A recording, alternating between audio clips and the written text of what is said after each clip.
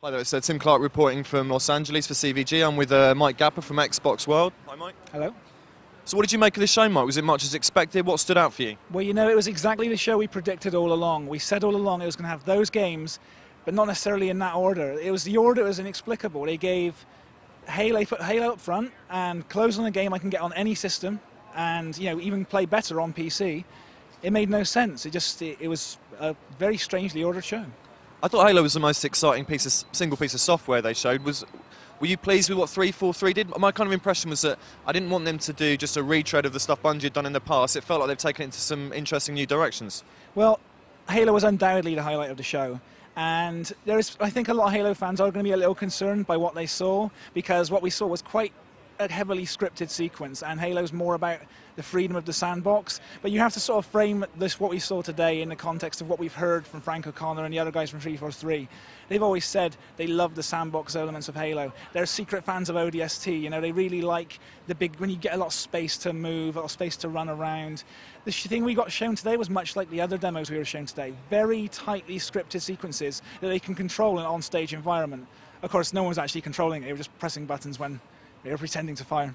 One of the impressions I got from it was that, you know, we know we're coming to the end of this console life cycle, and you saw a lot of very boysy action games that looked incredibly slick. Like you said, Control's a good word. They had Splinter Cell, Blacklist, the Resi demo and the Tomb Raider demo. They were all incredibly sick, diverse. You could almost look at each game and see the different strands of DNA they were drawing on. There's a bit of Uncharted here. Yeah. There's QTEs here. Developers have got really good at this generation of consoles. They've got everything they can get out of them. And they've got to the point now where the creative ideas they come up with over the course of the generation have all begun to merge into one. In particular, Tomb Raider was combining a dozen different genres all at once. There's a bit of stealth there. It's kind of open world. There was a quick time event. There was stealth takedowns. There was platforming.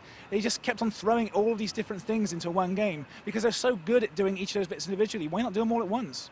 And I guess in terms of like technology stuff, I mean, we can probably skip over the Xbox Music thing because that left me absolutely cold. I couldn't really see a reason for that to exist. I don't know. I mean, I think it's a smart play by Microsoft. If they're playing for the same market as Apple TV, they have to get stuck into that. They have to have a service that competes with Spotify. It competes even with iTunes. If it's a subscription service, as we suspect, and it basically gives you Spotify functionality on Xbox and your Windows Phone and your PC, and it uploads all your playlists to Facebook, I think that's quite that's a killer thing, you know. So the most interesting tech reveal for me, though, was probably the smart glass stuff, and they were saying it would ultimately work on. They kept saying a tablet. I mean, I presume they meant iPad, unless we assume Windows tablets are suddenly going to inherit the Earth. But I can't imagine that will happen.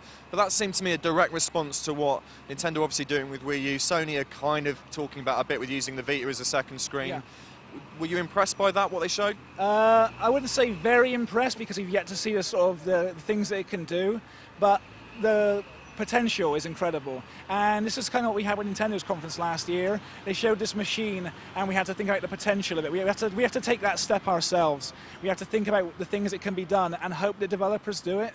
We hope developers would have embraced Vita by now to use it as a way of streaming games, you know, straight from your PSP, PS3 to Vita, so you can play your games all around the house. In theory, what Microsoft has done is turned every Xbox that everyone who owns an Xbox and a tablet or a phone now owns a machine that has the same capabilities as the Wii U. The only thing that's going to differentiate them is the kind of software that Nintendo bring to the table. Microsoft have that functionality now. Sony have that functionality now. What makes it especially powerful for Microsoft is that they're putting it onto every device you own. iPhone, Windows Phone, iPad. You know, if you've got a Samsung tablet, it's probably going to support it.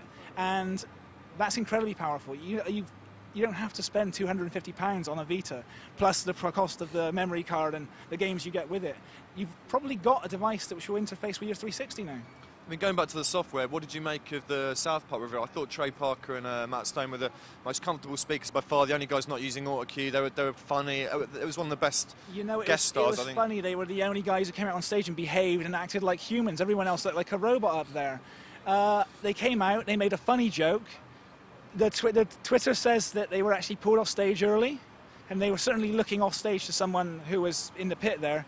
I don't know about that, but they certainly demoed their game well. The game looked great. So everyone liked South Park, and it looked funny, it looked clever, it looked the part, it looked like South Park. And then Matt and Trey came out, and they really sold the audience on it. They're likable guys. Going back to what you said about the running order, were you surprised they chose to close on Black Ops, a game that's I mean, I guess it's the kind of no-brainer thing to do, but I think closing on Black Ops is inexplicable. It doesn't say, you know, this is why you own an Xbox. It says this is why you own a game system. If you own any game system, probably even Wii U, maybe even Vita, you're going to be able to play a version of Black Ops this winter. You close on your biggest hitter, the biggest hitter that only you have, and that was Halo. They opened on it, and it was... the idea of opening it is maybe you close with something even bigger. In sales terms, Black Ops is even bigger, but in Xbox brand terms, Halo's the biggest thing they got, and it was a mistake playing their cards too early. Microsoft had all the cards going into this show, they just had no idea how to play them. So there's always a lot of talk every E3 about which of the format holders has won. We haven't seen the other two yet, but if you had to score that conference out of 10, what would you give it? 4.